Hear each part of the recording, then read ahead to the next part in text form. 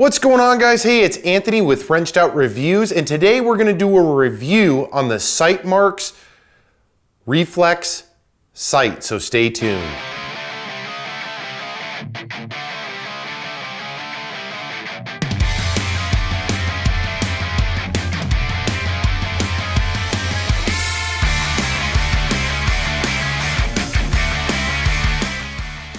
All right, guys, so recently I was at the local outdoors kind of gun shop area, and they had a sale on a reflex sight. We've been looking at getting a reflex sight for the Ruger SR223 for quite some time.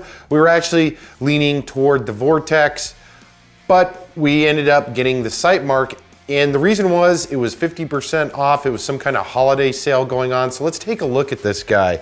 So it's a Sightmark Ultra Shot Reflex sight. Comes in this nice little dark package right here.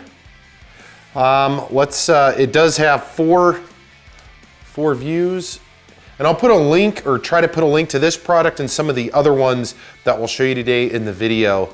So let's take a look at this. The bag was in a bunch of other stuff I purchased, so let's pop it out of the box. There are two versions of this. I was actually looking at both versions. There is an updated or newer version of this which has the quick detach, and I'll show you what I'm talking about here in a moment. So it comes in this neoprene little case. So let me put this down. I'll show you what the rest of the contents look like. We've got a user's manual, a little thin guy right there. It comes with the Allen key, which is always a nice thing. It comes with a little micro cloth with the Sightmark emblem on it. And then it has the sightmark.com, kind of an advertisement for the company. So let's put this stuff down and pull out the actual reflex. So here it is. It's got like this little neoprene sock. It is not doesn't zip. The nicer version of this, or the updated version of this, does have a zip on it. Again, I almost purchased the new version, and then I was talking with the guy there, looked at this one and the other version, and I opted to this one because it was about 30 bucks cheaper, and the differences didn't make 30 bucks up for me. It might for you, so we'll talk about some of the differences. Obviously, the neoprene sock on the updated version, and if I can locate both of these guys, I'll put links to both of them below, so you can make your own decision on what it is you're looking for. But on this one, it's just a sock. It doesn't zip up. Looks like this, literally like a neoprene sock, and it does cover it. The other version, or the updated version, or newer or nicer version, actually does zip over, so you can actually detach and then zip over. Talking about detachment, so the newer version of this does have a quick detach. It's just a little clip button or a clip on it. So here it is. Let's take a look at it real quick. It's right there. It's got your standard Picatinny mount on it, on the lower. I did take the battery out of it. It does unscrew right on the side here. And it takes your CR1632 lithium battery, which is located right in the dial on the side of this bad boy. As far as build quality, it does have kind of the aluminum, the aluminum style housing around the exterior up until the back where the laser shoots out, which is more of a plastic. So let's take a closer look at this guy right here.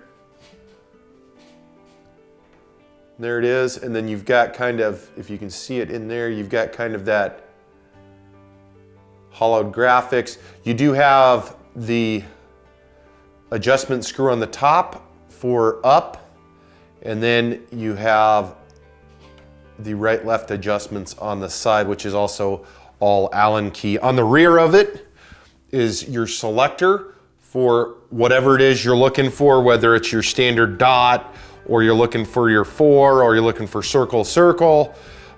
It does have those options on it. So let's see if we can't, I'm gonna turn it on and see if the camera will pick it up. I'll turn it to the brightest setting. Let's see if the camera, I don't know that it will. Oh, it does, there it goes. So there you go, right there, that little dot that you see in there. Obviously it needs adjustments. It just came straight out of the box. So there it is, that was on 5. It does adjust all the way up or down depending on how bright you want it. Obviously the brighter, more than likely the battery will burn through a little bit quicker. So, and then your selector switch is on the rear. Again, the difference between this and the upgraded model or newer version of this is it has a quick deploy, so you can actually just pop the little thing and then pull this off if you're gonna put it on a rifle that you wanna take it on and off. In our case, I don't really wanna take it on and off of the rifle. I wanna put it on one rifle, and it's gonna be the Ruger SR223, and that's what we're gonna work with. So that is the Sightmark. I haven't taken it out to the range yet. It's pretty standard. I've had reflexes in the past. This is a pretty standard one, although I will say the build quality was surprising, especially at the price point in which we got it for. Again, links will be below for this product and products like it. So let's go ahead and put it on the rifle and take a look at it. This is our Ruger SR223 right here, and it's on the Tipton Gun Butler. One thing I did look at, and hopefully it's the same when I went to the Sportsman's show, or the Sportsman's Warehouse is actually where I purchased this from. But again, I'll try to find some links on Amazon to put it there as well. One of the things we did do while we were there, and I would suggest this to anybody that's looking at purchasing a reflex or really any scope, is I didn't want to lose the functionality of the pop-up sights, or if you have iron sights, I didn't want to lose the functionality of that. And that is a very basic and simple thing. If you're gonna put optics on it, or you're gonna put anything on it, especially that's ran by battery, you don't wanna lose the functionality of the rifle due to the fact that you decided to put something like this on it. And which ultimately means the range of view, when this is adjusted and dialed in, if this fails, you don't wanna have a useless rifle. So that's something that you should always take into consideration if you're looking at putting something on any rifle that you're getting that does have iron sights. So fitment on it, we'll just, let's put it, actually I think I gotta, let me loosen this. This is actually a little snug from the factory, so we'll loosen it up a little bit. And obviously, again, it does come with an Allen wrench. It's actually kind of nice. It's got a little sleeve over it. Makes it a little bit easier. So that should be loose enough. Oh, not quite. And obviously, we're not going to dial it in here because we're not at the range. It's been a little bit cold. We do plan on going to the range here over the next few weeks if it warms up. But at this time we're not going. So let's put this, I want to be able to adjust. So maybe I'll put it right about, put it up as close to the front as I can. And there it goes, it's sitting on there nice.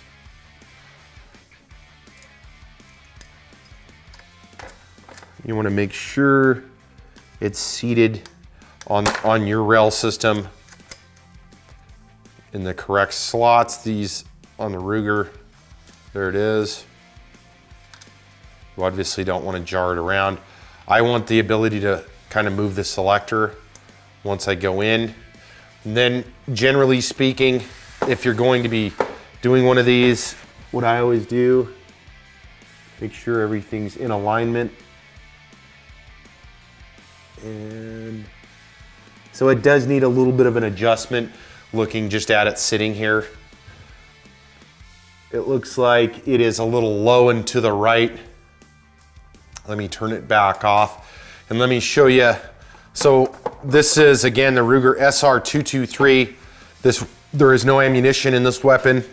Again, in any of the firearms videos that we do, we have no ammunition. We do have an empty magazine located on the bench, but we do not have any ammunition in the area, nor will we if we're doing any kind of video or instructional things.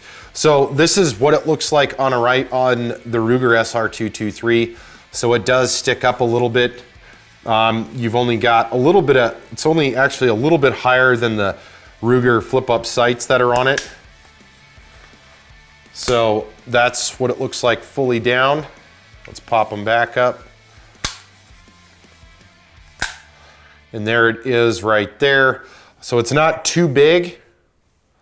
It isn't, I guess, a huge piece, but again, it was extremely affordable for this guy. We got it for $49 at our local store, which was a steal of a price. So if you're looking for a reflex sight, this is definitely an affordable option. I know that there's tons of other options out there.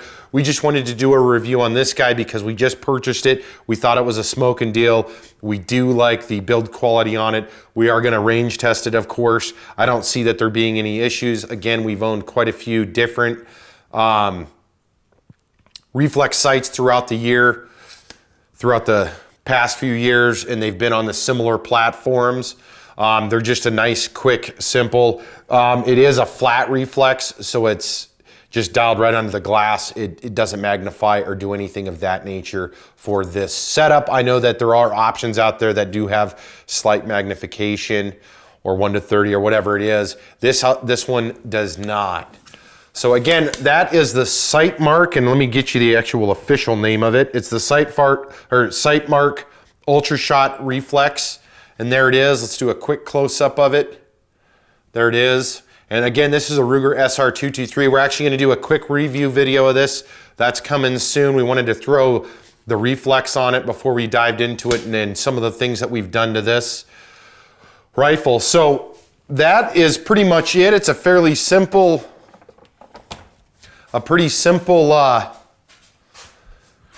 install. Obviously just an Allen key. You will need to dial it in. Again, don't just throw it on there and expect perfect accuracy out of the box, as you should with any kind of add-ons, whether even a laser sighting or reflex, ACOG, scopes, anything. Get it fitted on the rifle correctly where you're comfortable. Obviously scopes and whatnot, you'll have to have eye relief. You'll have to calculate a lot of those things, but most importantly, make sure it's secured correctly onto whatever system that you have on your rifle. And you can do some of the simple sighting stuff right in your garage or in your home. Make sure that there's no ammunition around, though. Do not, I highly suggest never putting anything on your rifle, especially one that is loaded. So take those precautions. It doesn't matter if you've been shooting guns or you've owned that gun for a million years or 2 months. Take the safety precautions, because the last thing you want is an accidental discharge. So on this one, like I was saying though, it's pretty simple. Throw it on the gun, make some adjustments. You can do, what we'll probably end up doing off camera is we'll try to dial it in to where it's in alignment with the iron sights on it. And more than likely, once I get it dialed into the iron sights, that's gonna be pretty darn close. We'll obviously have to range test it from there to see really where it's lying, whether I need to do adjust it up or adjust it down or whatever it may be. But you can take care of a lot of that stuff in your house or in your garage or in your, wherever it is that you're working on your firearm. So you can take out some of that added time while you're at the range. Now, obviously, if you have a range that you're super comfortable with, do it there, because you're gonna need to fine tune it once you get it. So again, thank you guys for tuning in. I hope you guys enjoyed this video. We have a bunch of other firearm videos and a lot of other videos on the Wrench Out Experiment YouTube channel. If you guys haven't subscribed, please do so. Hit the subscribe button below or at the end of this video. We hope you guys enjoyed, and we will see you guys around. So be safe.